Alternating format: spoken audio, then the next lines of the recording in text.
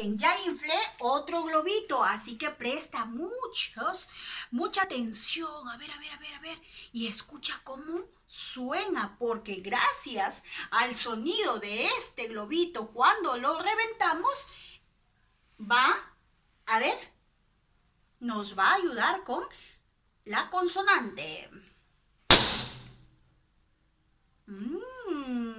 ¿Escuchaste? Explota, explotó. Tú también tienes que inflar un globo.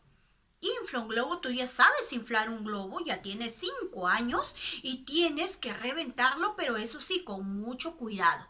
Con mucho cuidado tienes que reventarlo, lo alejas de tu rostro y lo revientas. No va a pasar nada y vas a escuchar ese sonido.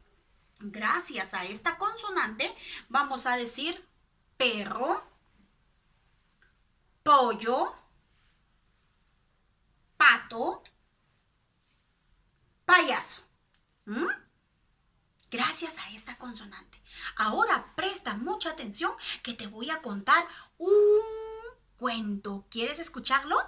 Muy bien, pero tienes que prestar mucha atención.